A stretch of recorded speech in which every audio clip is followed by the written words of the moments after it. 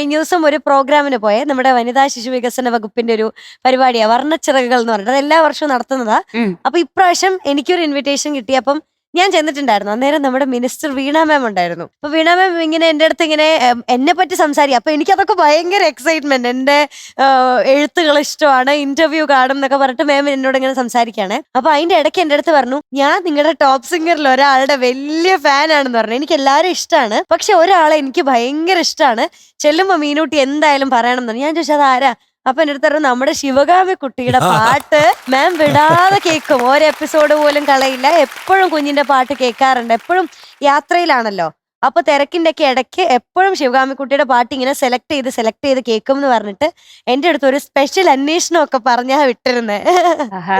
എനിക്ക് വീണ മെസ്സേജ് ചെയ്തിരുന്നു. ആ. അപ്പോൾ ഞാൻ ഇങ്ങനെ ഓർക്കുമായിരുന്നു, പറഞ്ഞ ഇത്രയധികം ബിസി ആയിരിക്കുന്ന ഒരാള് അതെ. ഇങ്ങനെ നമ്മുടെ ടോപ്പ് സിംഗർ ശ്രദ്ധിക്കുകയും നമ്മുടെ കുഞ്ഞിനെ ശ്രദ്ധിക്കുകയും കുഞ്ഞിന് അലർജി ഉണ്ടെന്നുള്ള കാര്യം വളരെയധികം ശ്രദ്ധിക്കുകയും അതിനെന്ത് ചെയ്യാൻ പറ്റും എന്നുള്ളതിനെ കുറിച്ച് സംസാരിക്കുകയൊക്കെ ചെയ്തു. അതൊരു വലിയൊരു സ്നേഹമായിട്ടാണ് ഞാൻ കാണുന്നത്. അപ്പോൾ അച്ഛനുമായിട്ട് കണക്ട് ചെയ്ത് കൊടുത്തിട്ടുണ്ട്. അപ്പോൾ വീണ അച്ഛനെ വിളിച്ചിട്ടുണ്ടാവും തീർച്ചയായിട്ടും.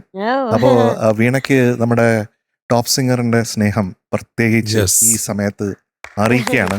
നമ്മുടെ കുഞ്ഞിന് വേണ്ടിയിട്ട് ഇങ്ങനെ ഒരു ഇടപെടൽ, അതിനുള്ള മനസ്സ്, അതൊരു എന്താണ്, നമ്മുടെ മനസ്സിലുള്ള ആദരത്തിന് ആക്കം ഒരുപാട് കൂട്ടുന്ന കാര്യമാണ്.